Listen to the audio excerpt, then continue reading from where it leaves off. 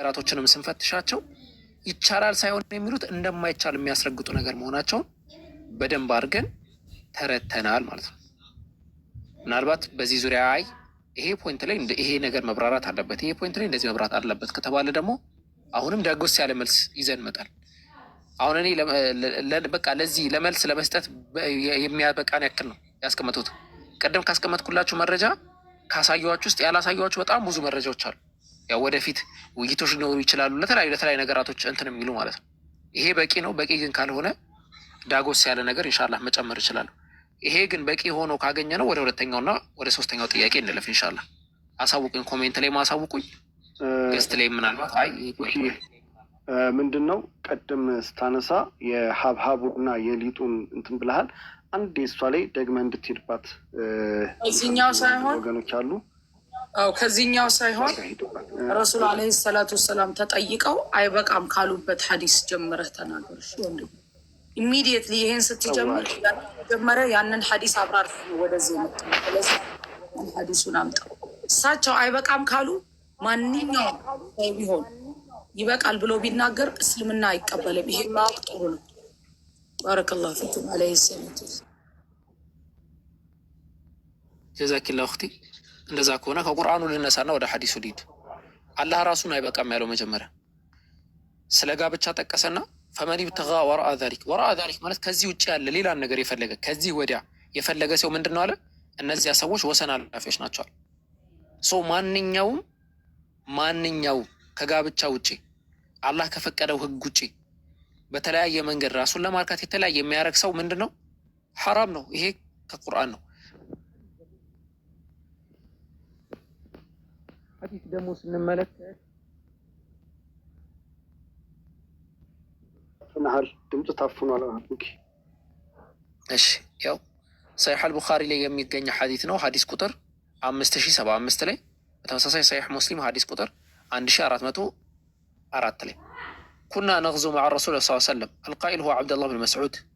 ረዥም ሐዲስ ነው። ያው በዚህ ስላመጣሁት ነው። በመጽሐፉ ስታዩት ዓብደላህ ብን መስዑድ ነው የተናገረው። ኩና ነግዙ መዓ ረሱል ሰለላሁ ዐለይሂ ወሰለም ከነቢያችን መሐመድ ሰለላሁ ዐለይሂ ወሰለም ጋር ጦርነት እንወጣ ነበር አለ። ለይሰ ኒሳ ከኛ ጋር ሴቶች አልነበሩም አለ። በደንብ አድርጋችሁ አለ። ፈቁልና አላ ነስተኽሲ ያ ረሱላላህ። አነስተኽሲ ማለት ከስከሳ ተብሎ ከትኸጣ ተብሎ ይጠራል ብዬ ቅድም ነገራችሁ ነበር። ያንን ነገር አናደርግም ወይ ኦር ኢንዛል አናደርግም ወይ የተለያየ ነገር ያንን እናደርግ ወይ ያ ረሱላላህ አላቸው። ፈነሃና አን ዛሊክ ይህንን ከለከሉ የአላህ መልክተኛ። ከዛስ ምንድን ነው ያደርጉት? ثم رخص لنا أن ننكح المرأة بالثواب إلى أجل ማህር ከፍለን ሴቶችን እንድናገባ በጊዜ እንድናገባ አዘዙን። ثم قرأ عبد الله وهو عبد الله بن مسعود يا أيها الذين آمنوا لا تحرموا طيبات እያለ ቀጠለ ማለት ነው። ስለዚህ ቀጥታ በሐዲስ የመጣ ነስን በምንም ነገር ልንሽሮ አንችልም። ከቁርአን መጥቷል፣ በሐዲስ መጥቷል። ነብዩ ሰለላሁ ዐለይሂ ወሰለም በምንም ነገር ልንሽሮ አንችልም። ይሄንን ማለት ይሄንን ከተስማማን ነቢያችን ከልክለውታል። ከስከሳ ማለት ምን ማለት ነው የሚለውን እስቲ የቱ ጋር መላሳያችሁ እችላለሁ መሰላችሁ? ኢንሻአላህ ቆይ እንመለከተዋለን። ነቢያችን መሐመድ ሰለላሁ ዐለይሂ ወሰለም ይሄንን ከከለከሉ ከዛ አሁን ደግሞ ወደ ሐዲሱ እንምጣ፣ ወደ ቀድሞ ኮንሴፕት ማለት ነው። አንዴ ልክፈተው አፎን። እሺ ወደ ቀድሞ ኮንሴፕት ስንመጣ ያው የቀድሞ ኮንሴፕት ላይ በዲዕ አልፈዋኢድ የሚባለው መጽሐፍ ቼክ ማድረግ ትችላላችሁ።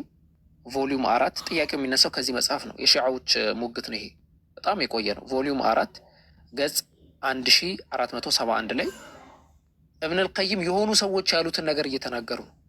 የሆኑ አካላቶች የእኛ ጓደኞች እንዲህ ብለዋል አሉ። ምን አሉ? የጁዙ ለህ አንድ ሴት በጣም አሁንም አስተውሉ፣ በጣም ሀይ ሴክሹዋል ዲዛይር ካለባት በጣም ሀይ ካለባት ይህንን ልታረግ የተለያዩ ማቴሪያሎችን ተጠቅማ ራሷን በራሷ ማርካቷ ይፈቀድላታል ብለው አስቀምጠዋል። እንደዚህ ካለባት ብለው አስቀምጠዋል። የተለያዩ ዘረዘሩና ከዛ ምን አሉ? ወሰሒሑ ዒንዲ እኔ ዘንድ ግን ትክክለኛው አሉ። እኔ ዘንድ ሲሉ ሐዲስን አጣቅሰው ነው ባይዘው የራሳቸውን ሀሳብ አይደለም ያስቀምጡ። አነሁ ላ ዩባህ አይፈቀድም አሉ። ይሄ ራሱ ለምን? ሊአነ ነቢይ ሰለላሁ ዐለይሂ ወሰለም ኢነማ አርሸደ ሳሒበ ሻህዋ አንድ ሰው ሻህዋው ወይ ደግሞ በጣም ሴክሹዋል ዲዛይር ያለበት ሰው ምን ያርግ ብለው ነው ያዘዙት? ኢዛ ዐጀዘ አን ዘዋጅ ማግባት ካልቻለ ኢለ ሰውም ወዴት? ወደ ጾም። እስልምና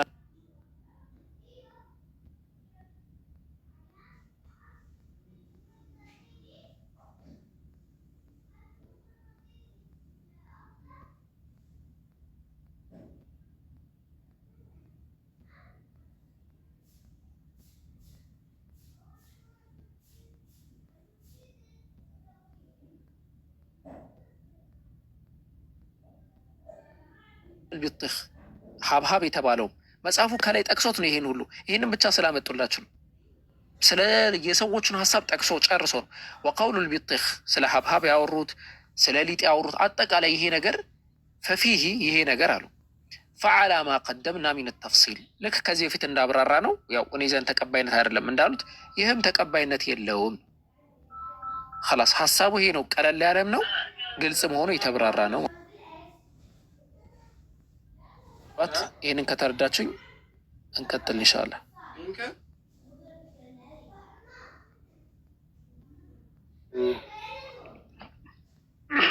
ወደ ሌላ ከመቀጠላችን በፊት ቅድም ያነሳው ነገር አለ።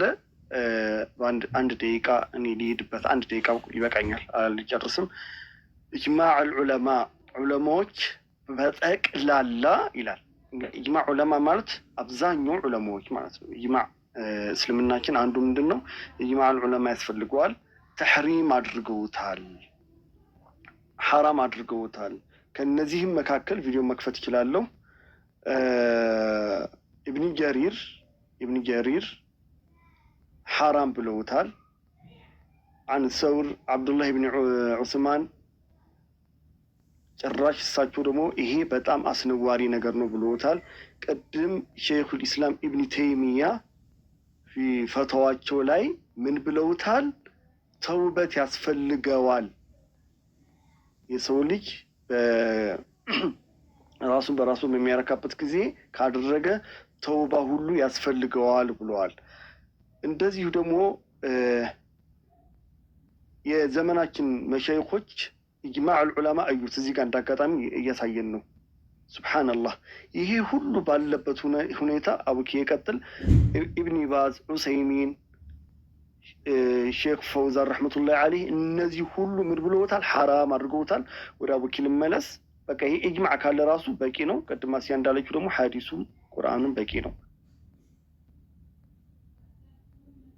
ወደ ቀጣይ ሀሳብ ቀጥላት። አሁን ያሳየህን እሺ፣ ይሄ ተፍሲር አልባሕር አልሙሒጥ ለኢብን ሕያን አቡ ሕያን ረሒመሁላህ ተዓላ ሁወ ዓሊሙን ሙፈቀህ ፈቂህ ዓሊም ሙሐዲስ የሆነ ትልቅ ዓሊም ነው። እሳቸው ተፍሲራቸው ላይ ይህንን ኢጅማዕ ገልጸውታል። ጅምሁሩ አጠቃላይ አላ ተሕሪም ልእስቲምና ያው ራስን በራስ ማርካት ሐራም ነው ብሎ አስቀምጧል። ሌላም መቶ እንትን ማምጣት ይቻላል። ፈትዋ ኢብኑ ተይሚያ ረሒመሁላህ ተዓላን ጨምሮ 100 ማምጣት ይችላል። ያ ጀማዓ አስቆጥራቸዋለሁ። ጠዋት ወደ 14 ምናምን አስቆጠሬ ነበር። 100 ማስቆጠር ይችላል። የቻለው ሰው መጥቶ መጠየቅ ይችላል። ችግር የለም። ኢንሻአላህ ቀጥል ሀቢቢ። እሱን ነው ማስተላለፍ የፈለኩት። አስተላልፈዋል ወንድሜ። ቀጣይ ጥያቄ ሊንዳ የጠየቀችው ጥያቄ አለ። የቅድሙን እሱ ላይ እንመለስበት። ሁለተኛው ጥያቄ ማለት ይሄ ግልጽ ነው አይደለ? ግልጽ ነው። እታች ኮሜንታተሮች ይናገሩ። ያልገባቸው ካለ መጠየቅ ይችላሉ እዚሁ ላይ ማለት ነው። ከዚህኛው ደስ ላይ ሳንወጣ ለእኛ ክሊን ነው ኦብቪየስሊ፣ ለሌሎች ወገኖቻችንና ትንሽ እዛ በሚወላው እውነት ነው አይደለም ብለው ለተወዛገቡ ሰዎች ግልጽ ሆኗል ብዬ አስባለሁኝ። ሌላኛው ጥያቄ ላይ እንሂድ።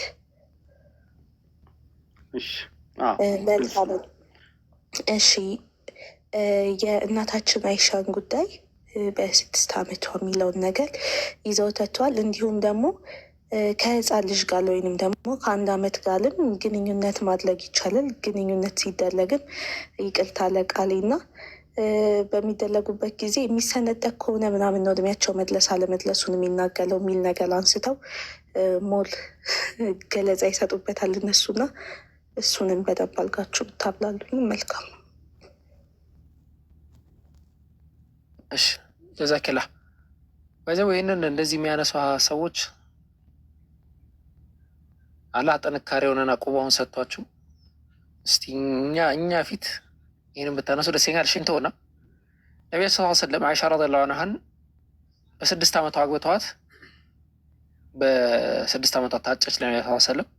በ9 ዓመቷ ደግሞ በናቢሃ አይ አንድ ቤት ላይ መኖር ጀመሩ። ያን ሀሳብ ያነሳሉ። እሺ ይሄን ተውት። ያው ይሄ ንጽጽራዊ እንትን ነው። ይሄ ቸርች ፋዘሮች ነው፣ የሃይማኖት የክርስቲያን የሃይማኖት አባቶች ናቸው። እነዚህ መሞገቻዎች ስለሆኑ ይቀሩና ሎጂካል ከሆነ ነገር ነው የምንነሳው። አንድ ሴት በስንት ዓመቷ ነው የምትደርሰው? አንድ ሴት በስንት ዓመቷ ነው የምትደርሰው ከሚለው እንነሳ። ለምሳሌ አሁን ኪድስ ሄልዝ ምን ብሎ እንደሚያስቀምጥልን እንመልከት። ሞስት ፊሜል ዊል ስታርት ፑበርቲ ዌን ዜይ አር 8 to 13 years old። አንድ ሴት አብዛኛውን አለ ሞስት ፊሜልስ ዊል ስታርት ፑበርቲ፣ ፑበርቲ ማለት አቅመ ሔዋን ማለት ነው። ለአቅመ ሔዋን አንድ ሴት ስትደርስ የምትደርስበት እድሜ ከ8 እስከ 13 ነው አለ years old and in most males we start between 9 and 14። ለወንዶች ሲሆን ይሄ ነገር ፑበርቲ ትንሽ ቆየት ብሎ ይመጣል። but it can be also be normal to start earlier or later። ቆይቶም ሊመጣ ይችላል፣ ቀድሞም ሊመጣ ይችላል። ስለዚህ ጋብቻ ሲባል ባይዘው አንድ ፖይንት እንትን ልበላችሁ። አንትሮፖሎጂ ላይ ጋብቻ ስለሚባለው ማሪጅ ስለሚባለው ነገር ማሪጅ የሚባለው ነገር ሰዎች በራሳቸው ስምምነት የሚያደርጉት ግንኙነት ነው። ሲያደርጉ ግን እድሜ ገደብ የለውም። ባይዘው 1000 ዓመት ይሁናት 150 ዓመት ይሁናት የሚል ገደብ የለም። ለምሳሌ በኑህ ዓለይሂ ሰላም ዘመን በስንት ዓመት ነበረ ጋብቻ የሚደረገው? በ100 ዓመት እኮ ያኔ 100 ዓመት ሰው ህፃን ነው ይባላል። ሰው በስንት ዓመት ነው ጋብቻ የሚደረግ የነበረው? ያንን አምጥተን አሁን ተጥቢቅ ማድረግ እንችላለን? ያማቸዋል እንዲህ ነው የሚለው። ይህን ብንል ማርያም በስንት ዓመቷ ነው ልጅ የወለደችው? በ12 ዓመቷ እኮ ነው። ሰው ያን አምጥተን እኛ ተጥቢቅ ማድረግ እንችላለን ነው? ሰው በየጊዜው ይለያያል። የፕሮፐርቲ እድሜ፣ የመድረስ እድሜ ምናምን አጠቃላይ እነዚህ ነገራቶች ይለያያሉ ማለት ነው። ይሄንን በደንብ ተመልከቱ። እሺ ሌላ ቆየ ቺካጎ ዩኒቨርሲቲን ላሳያችሁ። ቺካጎ ዩኒቨርሲቲ ሴቶች አለ usually get their fair period between the age of 10 and 15። አብዛኛውን ጊዜ የመጀመሪያ ፔሪዳቸውን ኦር ደግሞ ሀይዳቸውን የሚያዩት ከ10 እስከ 15 ዓመት ነው አለ። ይሄ ምንድን ነው? ለአቅመ ሔዋንነት መድረስ ማለት ነው። ይሄ አሁን ጊዜ ስላለ ሰው ነው እየነገረ ያለው። በአሁን ጊዜ ራሱ ሴት የምትደርሰው ከ8 ዓመቷ እስከ 10 ዓመቷ ሆና ትደርሳለች እያለን አሁን ጨረስን አይደለ? ስለዚህ ነቢያችን አይሻን ለማግባት ምን ያስፈልጋል ካልን አይሻ እድሜዋ መድረስ መቻል አለበት። እድሜዋ መድረስ ያለበት የ50 ዓመት ሴት ትሁን፣ የ2 ዓመት ሴት ትሁን፣ የ1 ዓመት ሴት ትሁን፣ የምናምን ዓመት ሴት ትሁን አይደለም። ለምን ይሄን 1 ዓመት ነው አላልኳችሁ? ለመሰላችሁ በ3 ዓመት ባይብል ላይ በ3 ዓመት ያገባች አለች። ነቢዩ ይስሐቅ ብለን እኛ የምንጠራው እነሱ ይስሐቅ እነሱም ይስሐቅ ነው የሚሉት በ3 ዓመቷ ነው ያገባት ርብቃን። ላሳያችሁ ማስረጃ እንዲህ ከፈለጋችሁ፣ ካልፈለጋችሁ እስልምናውን ብቻ እንመልሳለን። ማስረጃ ማሳያችሁ ከማን ነው? እኔ ምንም አንድ ቃል አልናገርም። እንትና ይንገረን እስቲ። ትልቅ ራባይ አለ፣ የክርስቲያን ራባይ የአይሁድ እሱ ያሳየን። ፈቃደኛ ከሆናችሁ፣ ካልሆነ እስልምናው ላይ ብቻ ያለውን መልስ እንሰጠዋለን። ምን ትላለህ አብርሃም? አይ ይታይና እሱን አይተን በዛው በእስልምና አድርገን ይህን ጉዳይ እንጨርሳለን። እሺ ጀዛኩሙላህ። ያው ይህንን የማሳያችሁ ምክንያት ምንድን ነው? ስለ ጋብቻ አጠቃላይ ኮንሴፕቱ ምንድን ነው የሚለውን ነገር እንድትረዱ ነው። እሺ የአይሁድ ራባዩን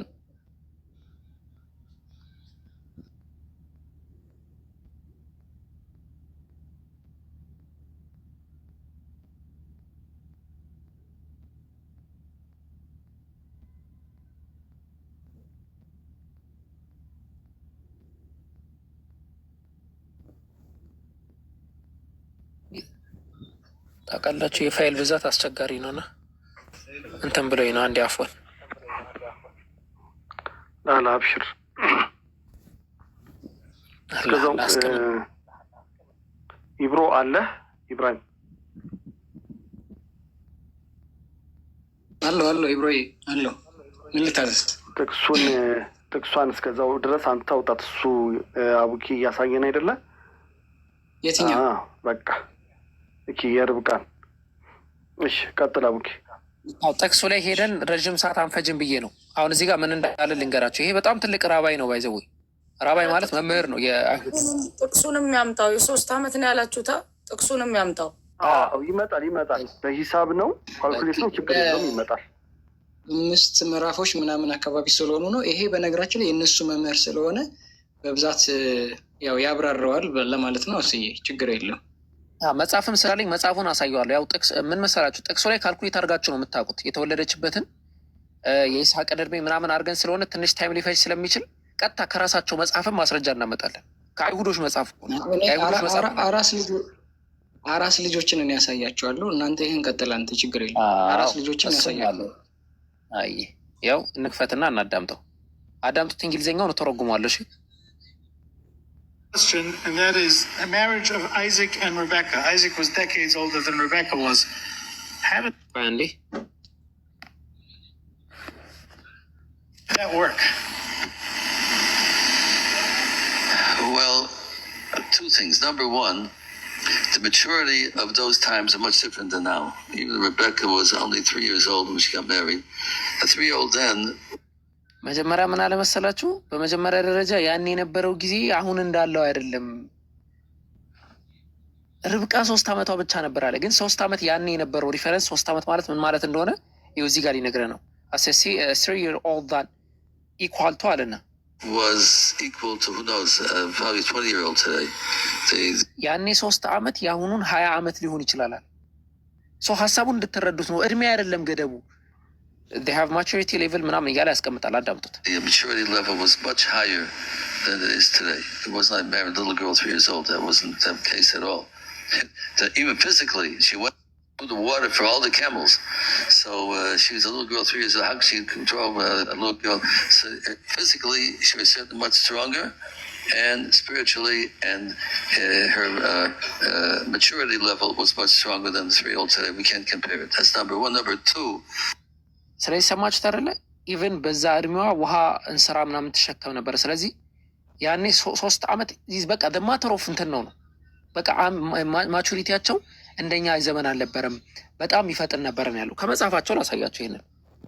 ይሄንን አይመለከተንም ማለት አይችልም አንድ ክርስቲያን ባይዘው ይሄንን። ምክንያቱም መጽሐፉ የነሱ መጽሐፍ ነው። እነሱ ነው የሚያውቁት፣ እነሱ ነው የሚያብራሩት። ለዛ ነው። እሺ ላሳያችሁ ከራሳቸው መጽሐፍ ምን እንደሚሉ። የራባዮቹ መጽሐፍ ነበረኝ ካልጠፋ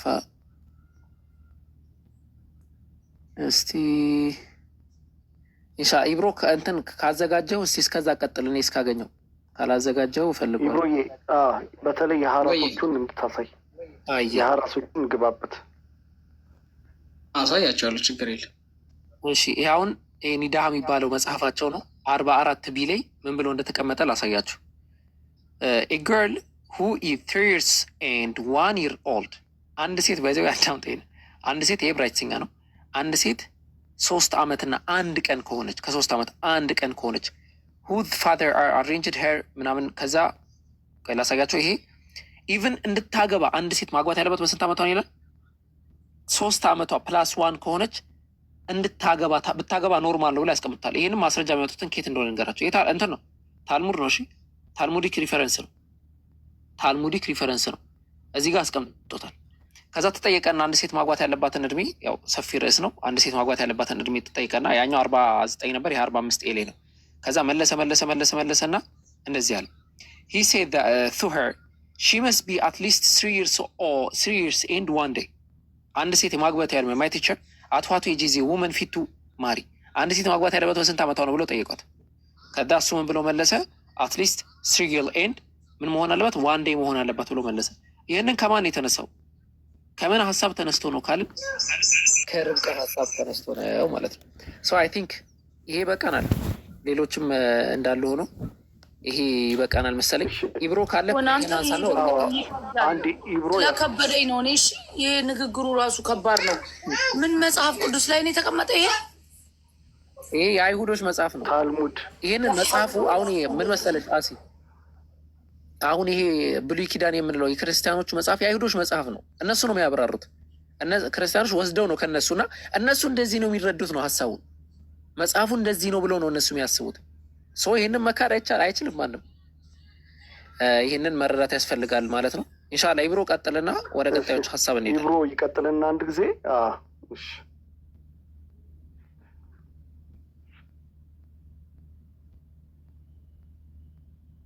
ሊንዳ ቪዲዮ አይ ይሄ አራስ ያልከውን ኢብሮቶ ወዲ አስያዬ መልሃ በነከፍታለሁኝ እና ሌላም ደግሞ ልክ እንደነገርኩክ አቡኪ የህፃን ልጅን ላይክ ግንኙነት ሲደረግ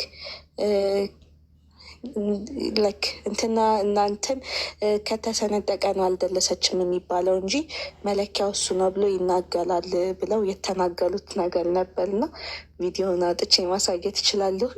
ላይክ እሱም ብታብላሉንንም አንድ ላይ መልካም ነው። እንደዛ የሚል ነገር እኛ ጋር ላለ የሚለው ኢብሮ አለ ጨርሱና እገባበታለሁ። ኢብሮ አለ። እሺ አንድ የሷ ቪዲዮ ክፈትና ምትችል ከሆነ ወይ ደግሞ ምትችል ይመስለኛል። ኢብሮ ካልሆነ እኔ ከፍላለሁ። እሷን ነው በጣም የፈለግናት። እሺ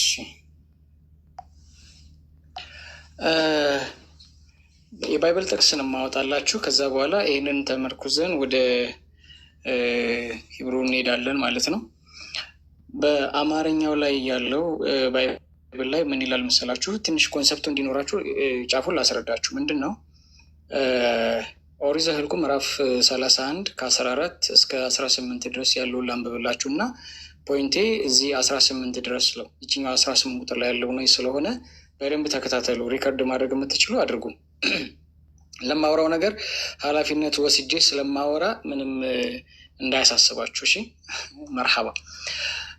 ከሙሴም ከዘመቻ በተመለሰ በጭፍራ አለቆች በሻለቆች እና በመቶ አለቆች ላይ ተቆጣል። ሙሴም አላቸው በእውኑ ሴቶቹን ሁሉ አዳናችኋቸውን አለ። እነሆ እነዚህ በፌጎር ምክንያት በበዓል ምክር እግዚአብሔርን የበድሉ ዘንድ ለእግዚአብሔር ልጆች እንቅፋት ሆኗል። ስለዚህም በእግዚአብሔር ማህበር ላይ መቅሰፍት ሆነ አለ። አሁን እንግዲህ ከልጆቹ ወንዱን ሁሉ ግደሉ አለ። ወንዱን ሁሉ፣ ወንድንም በመኝታ የሚያውቁትን ሴቶች ሁሉ ግደሉ አለ። ለምን ሲባል ወንዱን ተገሏል፣ ሴቶችም እየደረሱ ከሆኑ ግን ተገሏል። እንዲሁም ደግሞ ምናልባት ውስጣቸው ላይ ጽንስ ሊኖር ስለሚችል ተብሎ ወንድን በመኝታ የሚያውቁትን ሴቶች ሁሉ ግደሉ አለ። ወንዱን የማያውቁትን ሴቶች ልጆችን ሁሉ ግን ለራሳቸው አድኗቸዋል። እኔ ከዚህ በፊት ስጠይቅ የነበረው እዚህ ጋር ምንድን ነው እንዴት ነው ድንግል የሆኑትንና ያልሆኑትን ሴቶች እንዴት ነው የሚለዩቸው የሚል ጥያቄ ጠይቅ ነበር። ከረጅም ጊዜ ጥናት በኋላ ያገኘሁት ነገር ምንድን ነው፣ ወደ ኢብሩ ላይ ገብተን ስናይ ሰርፕራይዝ ትሆናላችሁ። ወንድን የማያውቁትን ሴቶች ልጆችን የሚሉት ሴቶች ድንግል ሴቶችን ማለት ነው። ወንድን የማያውቁትን በግንኙነት ማለት ነው ሴቶች ልጆችን ሁሉ ግን ለራሳቸው አድኗቸው ይላል።